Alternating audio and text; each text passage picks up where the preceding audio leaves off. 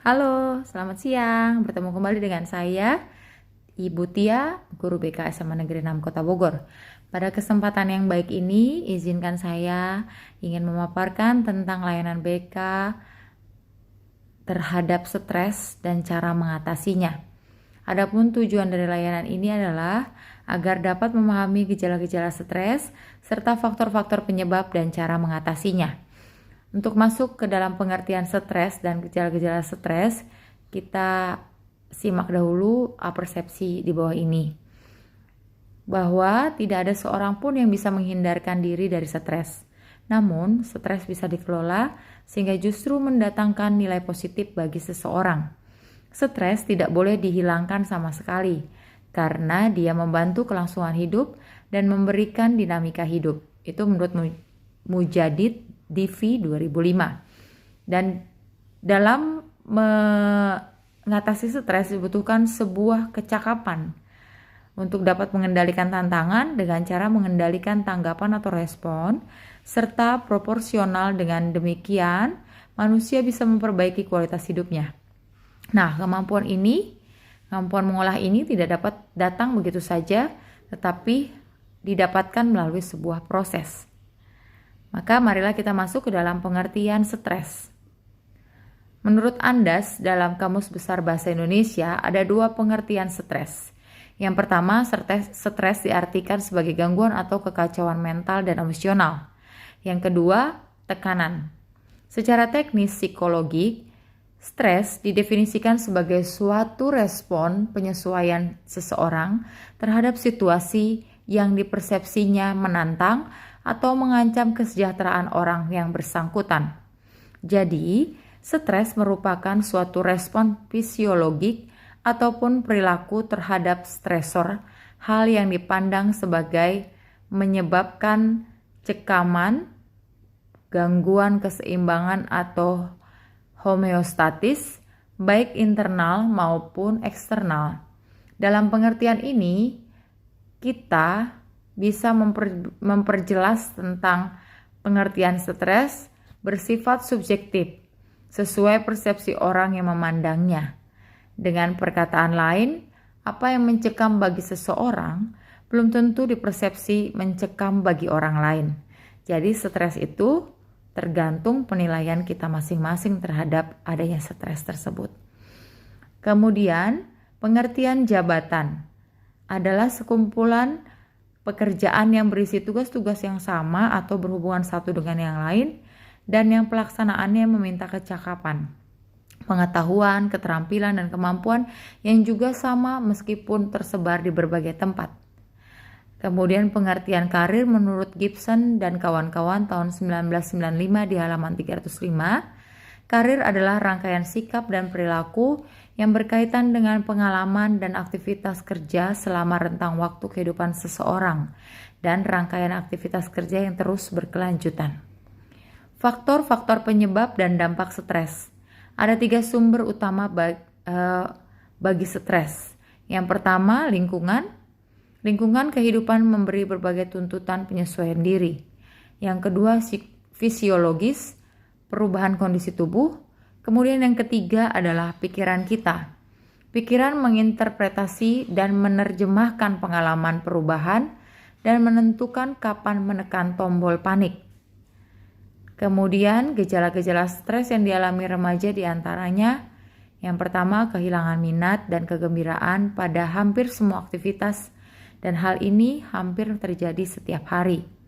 Yang kedua, berat badan mengalami penurunan padahal tidak sedang melakukan diet. Yang ketiga, mengalami insomnia, kesulitan tidur atau hipersomnia, suka tidur atau lebih banyak tidur hampir setiap hari.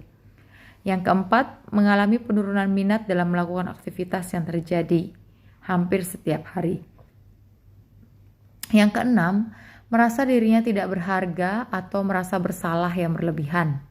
Yang ketujuh, kehilangan kemampuan untuk berpikir dan berkonsentrasi. Yang kedelapan, munculnya perasaan sedih hampir setiap hari. Yang kesembilan, munculnya pikiran-pikiran tentang kematian, ide bunuh diri yang berulang tanpa rencana, atau adanya usaha untuk melakukan tindakan bunuh diri.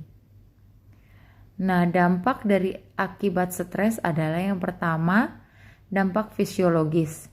Secara umum, orang yang mengalami stres mengalami sejumlah gangguan fisik.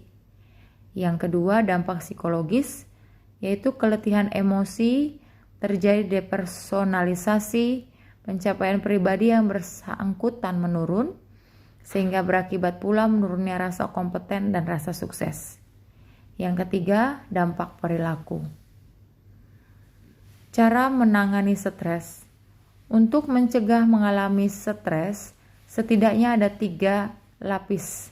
Yang pertama, primary prevention, dengan cara merubah cara kita melakukan sesuatu. Untuk keperluan ini kita perlu memiliki skills yang relevan, misalnya skill mengatur waktu, skill menyalurkan, skill mendelegasikan, skill mengorganisasikan, menata, dan seterusnya. Lapis kedua adalah secondary prevention. Strateginya kita menyiapkan diri menghadapi stresor dengan cara exercise, diet, rekreasi, istirahat, dan seterusnya.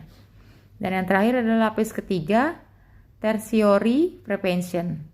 Strateginya kita menangani dampak stres yang terlanjur ada, kalau diperlukan meminta bantuan jaringan suportif, social network, ataupun bantuan profesional, misalnya psikolog, psikiater, atau seorang konselor seperti guru BK. Menangani stres. Yang pertama, study skills. Yang kedua, tempo, time management. Yang ketiga, rehat atau rest, istirahat. Yang keempat, eating dan exercise, makan dan olahraga kebugaran. Yang kelima, self-talk, percakapan kalbu. Kemudian terakhir adalah social support, jaringan pendukung. Bisa dari teman-teman, bisa dari orang tua, bisa dari ahli-ahli psikolog, psikiater, atau konselor, atau orang yang dianggap memang sangat bisa diajak untuk bekerja sama atau bercerita. Kemudian cara mengatasi kecemasan ujian. Yang pertama, biasakan diri dengan situasi ujian. Yang kedua, kendalikan emosi, pikiran, dan tindakan. Yang ketiga, persiapkan fisik. Yang keempat, pelajari skills relaksasi yang amat menolong. Yang pertama, tarik napas dalam secara teratur. Metode ini merupakan teknik yang paling sederhana yang bisa menolong kita menenangkan respon fisiologik atau faal yang ditimbulkan oleh perasaan kita. Yang berikutnya adalah teknik relaksasi seperti progressive relaxation atau dengan bermeditasi, berdoa, dan upaya spiritual lainnya. Sekian materi layanan BK tentang stres dan cara mengatasinya. Semoga apa yang saya sampaikan hari ini bermanfaat bagi kita semua. Salam sehat dan salam sejahtera untuk kita semua. Terima kasih.